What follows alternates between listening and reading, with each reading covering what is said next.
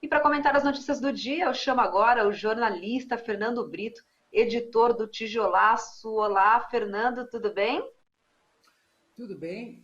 Acho que a primeira notícia que vocês trouxeram, que é essa pavorosa previsão de quantidade de mortos no Brasil, feita pela Universidade de Washington, merece alguns comentários. Primeiro, que é um instituto chamado Instituto de Avaliações e Métricas em Saúde, que há vários anos, com fundos da Fundação Bill e Melinda Gates, faz, junto à Universidade de Washington, esse tipo de projeção. Então, é uma das instituições mais conceituadas no mundo e foi, inclusive, nos Estados Unidos, a base das previsões que eram divulgadas pelo Dr. Anthony Fauci.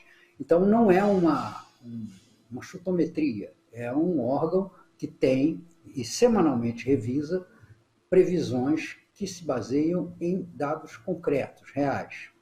E isso traz para a gente a preocupação de que essa temporada que nós estamos vendo com alívio, né, de redução do número de mortes, embora ainda com o número de casos que não ceda, que esteja sempre na faixa de 60, 70 e até 80 mil casos registrados por dia, nos leve a uma nova explosão, né, ou pelo menos a um aumento das ondas de choque da explosão que nós tivemos nos primeiros meses do ano, uma vez que não é possível falar que nós temos já aí um vale, um declínio, uma queda no número de mortes que se sustente estatisticamente.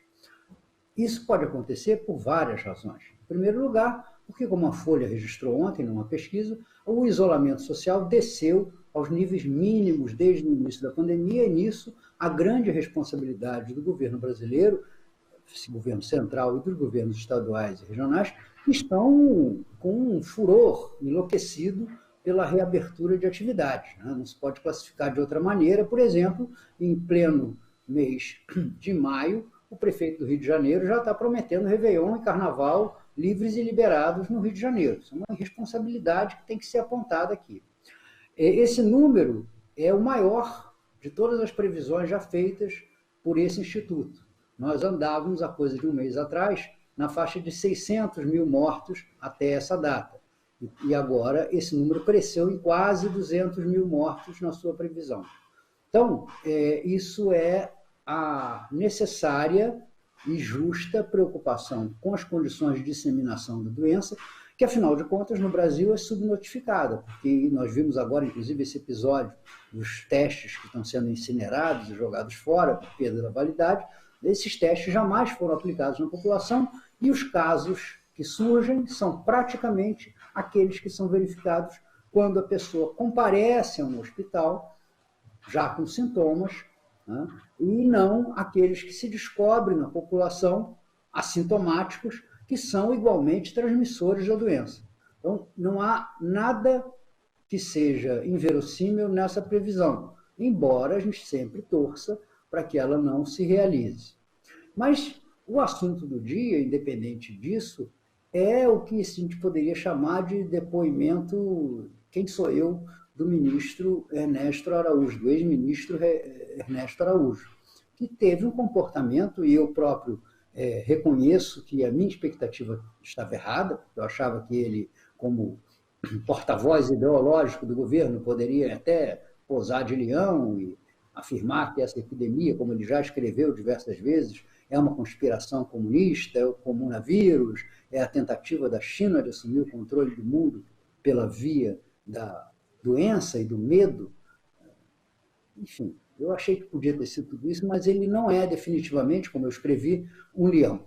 O ministro Ernesto Araújo, o ex-ministro Ernesto Araújo, se comportou como um ratinho procurando cantinhos onde pudesse se esconder das acusações. Então, a questão da cloroquina foi o presidente Jair Bolsonaro que procurou a cloroquina na Índia, foi o presidente Trump que doou ao Brasil, sem que nós tivéssemos pedido 2 milhões de doses de cloroquina, enfim, foi alguma coisa que passou longe da atuação do Ministério das Relações Exteriores. A questão do COVAX Facility, que é a aliança da OMS para a compra de vacinas, também não foi com ele. Quem decidiu que o Brasil iria comprar 10% em lugar de 50% que tinha direito das vacinas em relação à sua população, foi só o Ministério da Saúde, e ele nem sabe como isso foi comunicado a ele. Os ministros não se falavam, deve ter sido algum funcionário de terceiro escalão, disse, não, a gente só quer 10%, porque está bom, como se uma questão como essa pudesse ter sido tratada fora desse plano de responsabilidade. Essa diferença de 40% significa que, graças a esta inapetência brasileira pelas doses da vacina anti-Covid, nós perdemos alguma coisa perto de 90 milhões, 80, 90 milhões de doses que correspondem, de par de doses que corresponderiam a 40% da nossa população. Então, também não foi com ele. O oxigênio da Venezuela também não foi com ele. Enfim, nada foi com ele. Nós talvez pudéssemos abolir a cara estrutura diplomática que o Brasil tem no Itamaraty por uma terceirizada de traduções e hospedagens, enfim, uma espécie de agência de turismo, porque, segundo o ministro Ernesto Araújo, a participação do Ministério das Relações Exteriores em tudo isso foi só dar assistência logística ao governo brasileiro, ao Ministério da Saúde e aos outros órgãos envolvidos. Ele não teve participação. Aliás, ele começou com uma declaração que deveria deixar cheia de vergonha a diplomacia brasileira, porque ao ser perguntado quais providências tinha tomado diante da eclosão dessa epidemia no mundo, ele disse que orientou os diplomatas brasileiros a monitorarem as notícias que surgiam no exterior sobre remédios e terapias para a Covid. Para isso não se precisava de diplomatas, né? Bastava assinar as revistas científicas e acompanhar a imprensa internacional e até a brasileira, que repercute todas essas novidades, né? Que o Brasil precisava fazer, buscando os laboratórios, buscando os produtores de vacina, segundo o ministro Ernesto Araújo, jamais foram praticados. Então, no final das contas, a gente não pode dizer que esse depoimento terminou, porque se anuncia a tenebrosa presença daqui a pouco do senador Flávio Bolsonaro, não se sabe com que finalidade, participando dessa CPI, da qual ele não é membro. Então, ela pode acabar criando, como criou da outra vez, no depoimento de Fábio Van Garten, aquelas cenas deprimentes de xingamentos e agressões partidas do filho do presidente da República. Mas até agora, até o que se ouviu nesse momento, o papel de Ernesto Araújo foi omitir-se. Recebeu uma comunicação da Pfizer, através do embaixador Nestor Foster, que é o embaixador do Brasil nos Estados Unidos, de que há 2 meses se esperava uma resposta do Ministério da Saúde sobre uma oferta de 70 milhões de doses. Providências tomadas? Nenhuma. Porque o embaixador certamente já deveria ter comunicado ao Ministério da Saúde e a vida vai. Não há nenhuma prioridade, não há nenhuma urgência.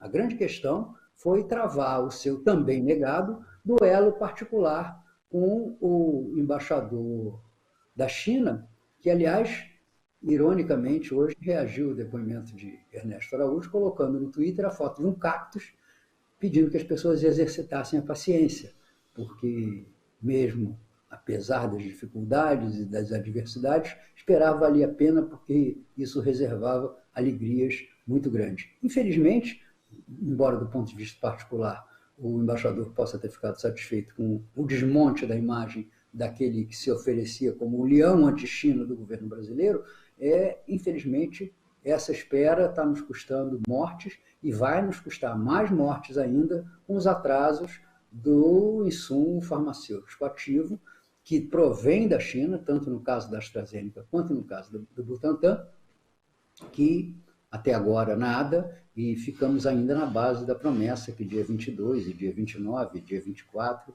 enfim, que tão logo seja possível, chegará, embora seja para nós algo que represente água para quem está sedento. O Brasil está faltando à população, tanto em termos de ritmo de vacinação, quanto em termos de aplicação da segunda dose.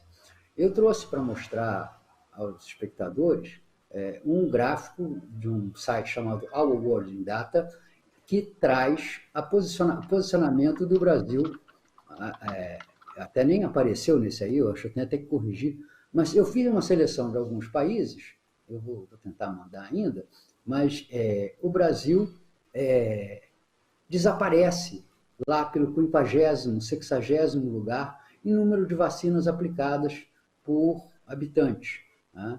Essa comparação, né, que o governo se refere é em números absolutos de vacina, o que não tem nenhuma importância, porque nem que vacine 5 vezes a sua população, países como o Uruguai, por exemplo, vão conseguir aplicar tantas vacinas quanto o Brasil, simplesmente porque não tem uruguaios em número suficiente para isso.